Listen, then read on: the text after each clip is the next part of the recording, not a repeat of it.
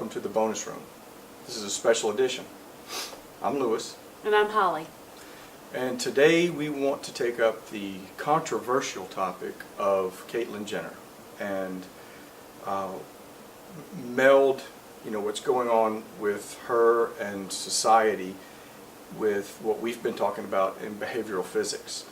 And I'd like to harken back to, conversation that we had weeks ago concerning Einstein's cosmological constant, which says there's for every equal force acting in one direction, there's an equal force acting the other direction that's keeping the cosmos and the universe in a constant state. Well, we know that's not true anymore, but we likened that to the binary existence that humans find themselves in. And as I read coverage and I read Facebook and all these posts, there are people who either support Caitlyn 100% or there are people that don't support Caitlyn. There's no in between. And this is where I'm coming in with the whole energy in the universe, and this is, at my stage of life, I'm trying to think beyond all of it. And I believe, and I firmly believe, that there are billions, if not trillions, of hues of energy in this world, and the energy that's implanted in each of us makes us who we are. And as we all know, the physical manifestation of that energy is never perfect. Mm-hmm. Never perfect. We live in Florida. We see oak trees that have been ravaged by hurricanes and their trunks are twisted and and they're beautiful. They're beautiful. Exactly. So that's kind of where I'm coming from. Let's instead of saying yes or no, let's say, okay, let's try to understand. And I go back to, once again, the energy in the universe and our digital revolution, and we've got binary code, which you're either a 1 or a 0, and that just seems to manifest itself throughout society. Mm-hmm. And throughout the universe. But there's so much more to the universe. How do we? There's no 0.5. Yeah, you're either a 1 or a 0. There's nothing in the spectrum. So what if you are a 0.5? And then you feel out of place. No matter what situation, and it's going to be different situations. You're either going to go to a baseball game and you're going to be a fan of this team or you're not. Or you're going to go to a university and you're part of that university or not. Or you're going to go to a political rally and you're part of that political body or you're not. That's where I don't understand the human condition. And I think that's, if we all kind of take a step back and say, all right, and we're using Caitlyn Jenner as an example. He obviously knows how he feels. And we, not really you and I specifically, but his family, has to trust that he's being honest with them. Hey, this is who I am. And let's leave it at that. Does that make sense to you? It would be nice. It would be nice if we could just do that. Bruce Jenner being a he, Caitlyn being a she, because that's how she identifies now. It would be nice if we could just leave it alone. Unfortunately, it's thrown at us repeatedly, and in our age group, Bruce Jenner was our hero. Mm-hmm. He won the decathlon when we were kids, and he was our hero. He wore that red, white, and blue, and wow, and carried that flag around the stadium. I'm going to get emotional. It was huge. Yeah. So I think the negative that he's getting back is a backlash from those of us that are feeling betrayed.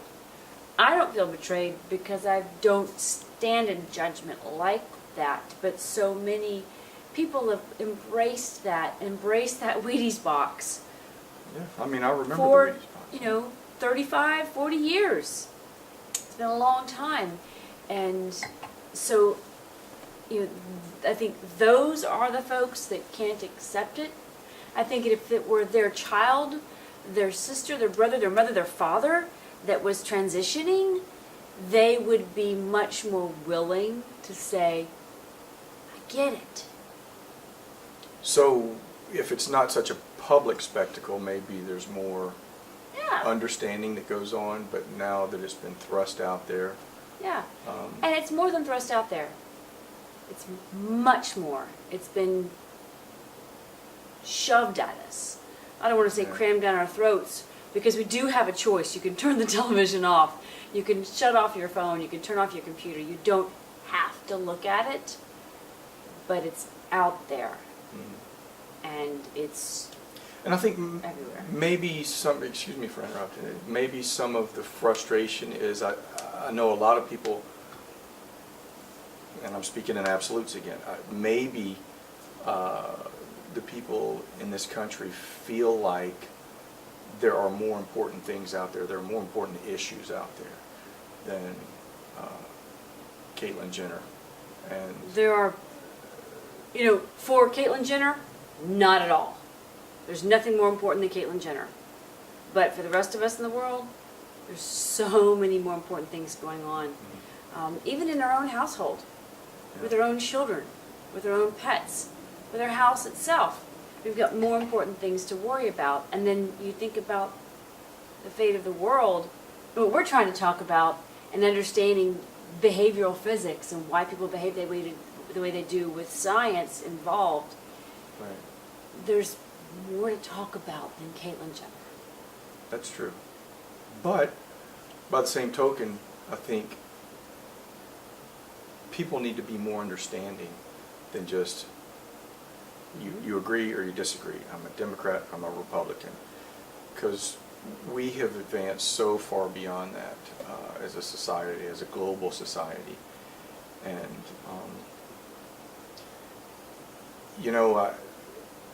I was going to ask you if there were one bit of advice, and I don't want to put you on the spot, if there were one bit of advice you could give our children, and what would that be? And I'll go ahead and tell you what mine is, just so that I'll give you a second to think about yours. But I would try, if there's just one thing I could say, if you ever find yourself in a situation that you're not comfortable with, or you don't really understand, just always know that there's something more. There's something more to life than what you're experiencing right then. I mean, because we can take our life here on earth and say, well, that's the end all be all, and when we die we're going to heaven, we're going to hell. It's just very absolute, which I don't believe that. I believe that the universe is filled with, possibilities. And it's, once again, it's the billion or trillion different hues of energy that we're going to become a part of, and we have control of our own energy. Maybe not our bodies, although we try to keep our bodies in shape and we do what we can to be healthy. But the physical part, we don't really have control over. But it's the energy that's inside us that we do. Yes. And, even, I'll go ahead and let you, if you have something to say, but I'll continue. Yeah. You didn't interrupt, because it was good for you to give me a chance to think. The one piece of advice I would give our children is to love with your whole heart. Mm-hmm. And that could be love anything. Right. Love your family, love your partner, love your vocation. But open it all the way up. Don't be afraid that if you meet a new friend, don't hide yourself. Open yourself up. And I think it harkens back to what you said. There's always something more. So if you open up your whole heart, you're going to get hurt? Yeah. But if you don't love with your whole heart, put it all out there, how are you ever going to get any of that love back? Yeah. Because we like that love. Yeah. Love interpreted as energy as well. Because you and I both believe that our love is eternal and everlasting. And it's because we were ready in our lives to open up our hearts and love with our whole selves. Right. And you were ready to believe that there was something more to life Right. than what was happening. And I was going to tag on to that, and I apologize again, Holli, That's for okay. interrupting. It's all right. But, before we met, and I know I've said this before in a conversation, before we met, I saw a definite end to my life. But now, now that we're together, I see eternity as our existence together. And, that goes somewhat against what I just said about there's something more. Well, there's nothing more in a relationship, but there's something more in what we're going to accomplish together, and I'm certain of it. So, if hopefully our great-grandchildren are watching this, and these are the kind of things that we want to communicate to our children and great-grandchildren, that at my age, I don't have any grandparents left. I can't go back and ask these questions. It's sad that I had to live my life, and I had to turn that apex of midlife, and I'm kind of on that downswing of that elliptical orbit, or that elliptical existence that is my life and my energy. But I can learn from that, and we can have these conversations and record them so that our family can see them whenever they want. Whenever and wherever in the world they are. I mean, they don't have to go rummage through an attic for an old 8mm copy of a movie, a home movie shot. And Louis, I want to bring it back around to Caitlyn Jenner, because I think you did an excellent thing there. I think the fact that you said, what piece of advice would you give our children, needs to be the advice we should give the world to look at. Did you not love Bruce Jenner with your whole heart? Yeah. Did you not? Oh yeah, it's If amazing. you were a kid, you bought that box of Wheaties. My parents didn't buy that box of Wheaties. We were a little too poor to buy a box of Wheaties. Yeah. But and he as Bruce, and now Caitlyn knows there's more. No, it always knew there was more. Like you talk about that. Could you imagine living inside that for decades and knowing there's more? Yeah, I mean. What hell is this, to quote William Shakespeare? Yeah. What hell is this to know that there's more and you can't be that? Yeah. I mean, it's got to be frustrating, because I know that, throughout my young adult life, I was very frustrated, once again, until you and I met. And then that frustration seemed to go away, and then, but so I can only imagine what Caitlyn has gone through, her whole life, being stuck in this physical manifestation that didn't match the energy that's within her. Well, and I think I asked you this the other day. Was Bruce Jenner's profound achievement as an athlete his attempt to squash what he knew was there? Was he trying to say, if I am as manly a man as possible, will that squash these intense feminine feelings? Yeah, that's interesting. That's an interesting question. I mean, I obviously don't have the answer to that question. No. But, Oh, if you did, but, we yeah, did, we yeah. wouldn't be sitting here. Right, right. But yeah, that's an interesting question. I don't know. I mean, because he was a great athlete, and maybe he's a great athlete whether he's a man or a woman. Right.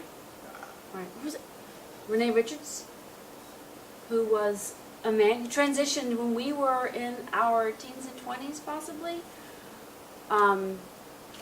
First real public figure, transitioned, and she, when she transitioned, wanted to play tennis, and they wanted to keep her out of it because she had been born with that extra chromosome and had some more muscular definition, and it was, Yeah. hey, no, you didn't start out that way. And Yeah. people who want to take away Bruce Jenner's gold medal, Yeah, I don't Bruce I don't earned agree it. with that. I don't get it. I don't Caitlyn understand didn't that. earn it. Yeah, Bruce did. yeah. It's his. It's like, because I guess I was 11 years old when Bruce Jenner won the gold medal in the decathlon. And you know, I accomplished some things as a young adult in the athletic arena, but here I am, not too much younger than Bruce Jenner or Caitlyn, and I could never accomplish what I accomplished then. I mean, to me, it's two separate. It's two completely separate circumstances. Bruce Jenner won that. Mm-hmm. He deserves it. He deserves to keep it, and He earned it. He earned it. Earned it. Oh, That's the word yes. you're looking for, because you don't like that deserved thing. No, you're But no. right. You're right. He earned it. I believe deserve is probably the worst, most destructive word in the English language. But that's another topic. But yeah, he did earn it. Thank you for correcting me. I agree with that. That he earned it. He worked hard, and he beat the best in the world. Mm-hmm. How? At That's a what time when I believe, and maybe it was my naive preteen believing it, but at a time when I believe that I don't think the drugs were at the level they were. Oh, gosh, all no. the biomedic, hormonal pump you up steroids, stuff could not. I mean, I'm sure it was happening, or not. I'm not sure. I suspect it was happening, but not to the level it is these days. Oh, yeah. And he did it. I think he did it on It's his own. it's systematic. Yeah. I don't think he was enhanced. I don't believe that. Here's another question, or maybe it's just more of a statement. I do believe that his, oh gosh, gumption is the only word I can come up with, but his commitment to his sport is what probably has helped him to come through this transition with pretty much an armored suit and beating off all those Yeah. all the critics. horrible things he said about him. Yeah. And to be an athlete at that level, and not that I know what that's like, but to be an athlete at that level, you have to have a very tough psyche. I mean, you got to be able to brush things off and just keep moving toward your goal. And if this is Caitlyn's ultimate goal, then good for her. And I would extend what we've said here to the LGBT community and say, you know what, it doesn't need to be on the nightly news in our face, but if it's within our families and we're touched by it, trust the person that's telling you something that you may not agree with. It's how they truly feel and who they truly are. Because, as I said earlier, when Holly and I came together, our energies came together. It wasn't the fact that we were a man and a woman. It was the fact that our energies meshed perfectly, I believe, and will continue to believe. So, that's what I have to say. Yeah. Go Caitlyn. Yeah, go Caitlyn. All right, well, join us next time in the bonus room. Thanks so much, and keep talking.